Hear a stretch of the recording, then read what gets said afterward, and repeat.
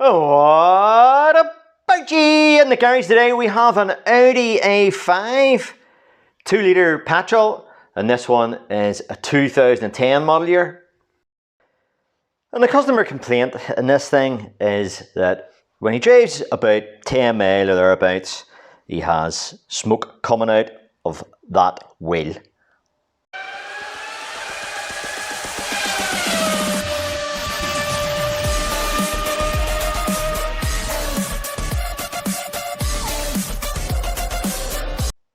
So the punter's diagnosed this himself, really, So this is the front right, and we give her a spin, and she's nice and free. And if we look in here, we can see this this caliper. I'll bring a wee bit of light on it. This caliper is a wee bit shinier than the carrier, so I'd say this caliper has been replaced. Now this is the free one. This is a good one. The customer's not complaining about this. And if we look a wee bit closer in there, get a wee bit of light in there, you'd see there's loads of meat on those brake pads. Now this guy, he hasn't owned this car for long, and he only comes to me with his stuff, so I have not replaced these brake pads. And the discs look pretty new as well. This is the one he's complained about, and if I spin the wheel, yes, it does turn, but it doesn't spin freely, so it's just stopping. All right, take my force away from it. We'll have a wee look in there. We can see, yeah, good facing on the face on the disc there. Fairly new looking pads, but red, roasting red at the top of the disc, roasting red hot at in areas of the disc, and you can even see the pads been red. So she's been cooking. So it just confirms what the punter's been complaining about. So he basically says he drives about 10 miles or something like that. It drives a wee while anyway, and this thing, it smokes and you can smell. He says he thought his clutch was burning out or something, and this is locking on him. At the minute, it's stone cold, and you are able to spin it, but we can clearly see that the disc and the pads have been cooked. So we've got the wheel off, and clearly we can see this caliper looks pretty original. It's not silver in colour like the other side. So it looks like whoever's changed the brakes has decided to change the caliper. Whether that's been done at the same time or not, I have no idea. But anyway, it doesn't matter. So the point of this video is this. These calipers could be deceiving, and I'll show you how these calipers fail and what I do about it and all that sort of thing. But this is not at the minute seized up. So it's only whenever these things get a lot of heat into them that there's expansion taking place, and these things basically lock solid. So you might think, well, how can that be? Well, there is an item that fails in them, and the reason why I'm shooting this video is because I have seen this phenomenon before. So I knew exactly what was wrong here before I even took the wheel off. So I'll just quickly take the caliper off, and we'll do a couple of quick tests that you can do but prove nothing. So here's why what I mean by that. Here's why it proves nothing. Well, first of all, you want to check these slider pins, make sure they're all right. So they probably will be, maybe be a wee bit crowded up, but they very rarely jam solid. Because that pin is in a rubber, the heat doesn't really have an effect with regards to expansion. So something is expanding here at heat and then locking this. So anyway, it's the piston. So I'll tell you what I'll do. I'll pump the brake pedal a few times and show you that this is actually free.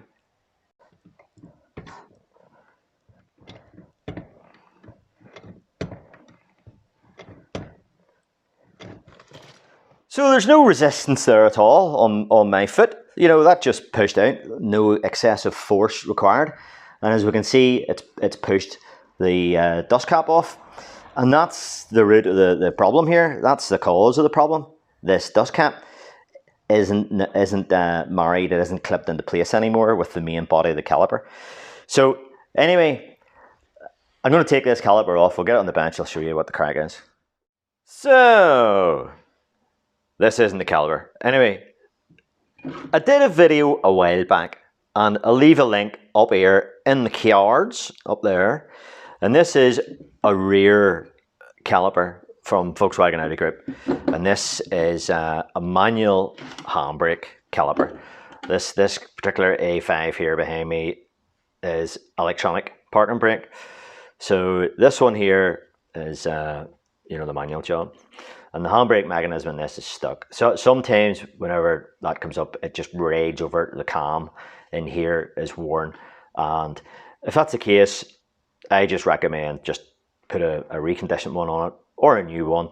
Reconditioned ones are far cheaper and they're just as good because it's a genuine caliper you're getting. Anywho, we'll see that in a wee minute. Without waffling too much, the video that I did in the past, some people in the comments, and this sort of bemuses me sometimes, they didn't seem to understand the point of the video, right? So, you know, some people were saying, you know, how will the hydraulics overcome, not overcome, you know, the wee dust seal that pinches on the piston? Are you trying to say that, you know, that'll stop the hydraulics and all? And, you know, whoever, the guy had said that, and there was a few other comments, that wasn't the only bemusing one. You know, that wasn't the point of the video. The point of the video was, if the thing doesn't wind in by hand, it's because the aluminium oxide in this aluminium carrier grows up, furs up, and jams this dust boot onto that piston, and you can't wind it in. I never mentioned anything about hydraulic force. Let me see. Right, this is our front caliper. Now, this particular design or style, or whatever you want to call it, this may not be on all Audis, because I don't get this problem on every Audi. It's a few. The last time I seen this, it was actually on a Golf, believe it or not, of in around the same year or vintage or whatever you want to call it. So I'll show you what the problem is here. So as we saw, whenever I pump the brakes, you know, you can see that this dust boot just came off. Now what happens is, this sometimes occurs, it can occur anytime, but it seems to occur quite a bit whenever you change your brake pads in this front caliper. So the guy took you know, worn pads off and put thick pads on, good thick pads. In fact, here's it here. So that's the pad that came off it, and it's all red because of the heat that's been generated. So he has pushed this piston back in, and you know, that's fine, no bother. But unbeknownst to him, the clip that is behind this dust boot, which is basically non-existent, there's it there. Try and let you see it a bit better. Right, so there's a clip in behind here, and the top part of it has rusted away to nothing. You see that? Right, so the clip is in the inside, and you might think, oh, well, that's a good thing having the clip on the inside, but this is rusted away to nothing, and it's round. It goes around this this lip, or what isn't left. There is a bit of a groove left, but there isn't a groove anymore because it's just all rusted away, you know. So you can see a bit of that clip. So if we unfold this piston, this is just full of rust, and the rust is the remains of this clip, which is sort of embedded in the rubber there. Don't know if you see it or not, but it's all come away and all come apart, and all the rust is on this piston. So see, whenever this piston is pushed back in, you know, there's now no clearance then. It's it's now like an interference fit. There's no clearance between the piston and the body. And whenever this heats up, that jams solid to that. And that's what happens. So it's because of this wee dopey clip rusting away, you know. Now, if I put a tool in that, that'll push back the best. What do you see? So I'll just put that in there, and let's see if we can use this a wee minute.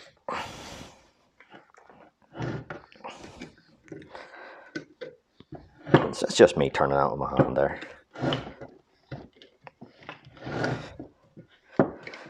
You know? So what I'm saying, whenever I said the test doesn't prove anything, you know, you can push that piston out by applying the brake pedal, and you can push it back in again. No problem. No problem at all. This only occurs, you know, it only occurs whenever this thing heats up, whenever this piston heats, and you lose the clearance between there and there because of, there's just rust all over the place. So my solution for this is replacement. Now, this is not an advert for this manufacturer or anything like that. This is just whatever my motor factors. There's a couple of brands they supply. So this is a reconditioned unit. So what we're going to get here in this bag, and you send that old unit back for a surcharge. It's in that bag. So that's the caliper return bag, as you can see. Anyway, how much the surcharge is in this? A £5. It's hardly even worthwhile. So you can send it back for your £5 plus VAT. Surcharge used to be about 50 quid or something. So this was, you know, like I get trade price, so I don't know what you pay for this, where you are or whatever. But this was, well, I don't mind saying it was less than £100, and this is a Volkswagen Audi caliper, because it's one of these refurbished. So there'll be a new piston in it, and you know, this seal's new and all that there. So in this case, clearly it's not just the seal. This seal's gone, and that wee clip, and you know, whether there's enough groove left here or not to accept that, I don't know. That might, you know, you could maybe make something out of this, and then, but you know, to me, you need to replace the piston. To me, it's not worth it. It's just not worth it for me to do all that. I can just get this the same day, really, and get this thrown on. There's no labor required. It's just a simple take off and put on again. You know, all the guys that are in the trade, they'll know this. Like, you know, I'm not teaching my granny how to suck eggs by any means, but you know, sometimes you have to make a judgment call. You do have to offer value for money, for sure. I know garages would just go to Audi and replace that, and that's it, and it's out of their hands then. If they have any problems, you know, you take it up with Audi sort of thing, or take it up with a manufacturer, cost a clean fortune, and that's it. They just say, well, that's how much it is. That's it. But I offer value for money.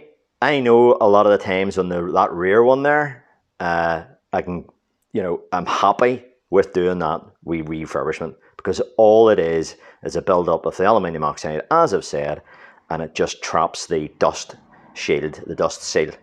But this one here, there's material missing, so that's why I don't bother doing a refurb on this one. So the other thing we've done here, you might see there's a box here for brake pads. We've changed the brake pads. He's got new brake pads both sides, because they come in a set. So this was the one that's out of, you know, the side that was binding, the bad side. And yeah, there's plenty of meat on it, for sure. And this is the one out of, you know, the good side, if you want to call it that. And we can see, I don't know, I'll come up on camera or not. But anyway, there's slightly less on that one than there's in that one, because obviously that was binding. But the main reason, this is its mate, this is the bad one's mate there as well. So you can see it all red. But the main reason is, you see the cracks in it? Right, will that come up there? There's cracks in that pad where it's been overheated. So that'll start to crumble, and you know, so there's already signs of it there. Whereas the good one, the good side, has no cracks in it. So that's been fine, and as you can see, it's not red at all. And what's this here? Oh, copper. Is that copper grease? What is the point of putting copper grease in there where that clicks into the center of the piston? You in here, what is the point of that? So, so whoever's fitted them, he's a Copper Grease fan. He obviously doesn't watch the Dave Stern channel. He'd know that that is a complete and utter waste of time because, well, where is it? So there we go, caliper on, caliper playing, and all that. So just one last thing. I'm happy enough this disc is going to be okay. It has been heated, as we saw. When I test drove this car, there's no vibration in the pedal or anything like that. It appears to be okay.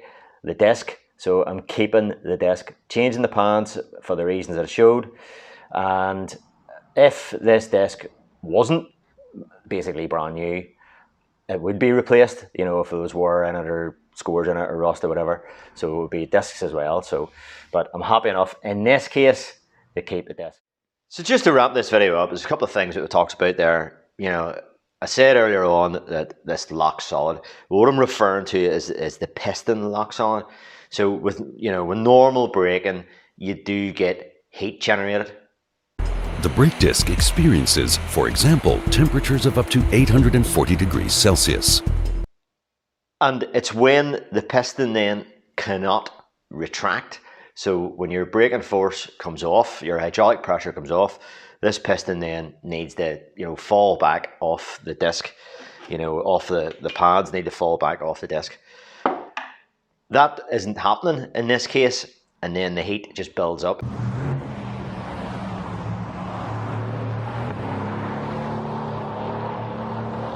So it perpetuates and gets worse and worse, and that's why it only occurs, after you drive about 10 miles or so. So what's expanding then is the piston itself. You might think to yourself, well, if this is all steel, this particular caliper, why does it not all expand at the same sort of rate at the same time? Well, this is basically like a big heatsink. It's going to take a lot more time really for this big lump to expand. So the piston's a lot smaller. It's hollow in the middle as well. So it expands and just stays in position. It doesn't retract, and the heat builds up and up and up and up and gets worse and worse to the point where it does indeed lock solid, and you see that red markings around the disc and the pads, and that's the indicator of that. Yes, this design is, it's not very long lasting. It's a bit rubbish because there's a steel clip inside the boot.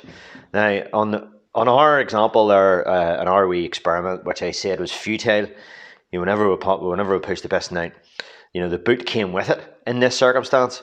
However, under normal wear, the pads are worn very, very slowly, a lot, so this piston is coming out over a longer period of time, not by 3 pumps that I did.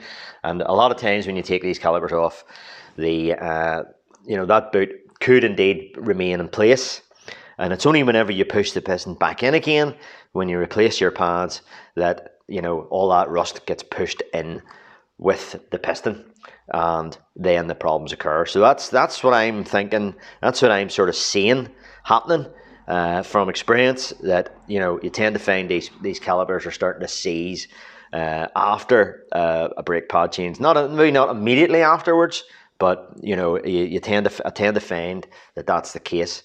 So there we go. The big difference between this one and this one is that this is aluminium, and this piston does get jammed with the aluminium oxide, which you just clean off and rub it up and put it back there again, and away you go. Whereas this one here, in my opinion, what I'm saying here is, there's sort of damage done here, so you're far better just refurbing it. And that when I said that there's no labour involved, I'm talking about the labour of the refurbishment.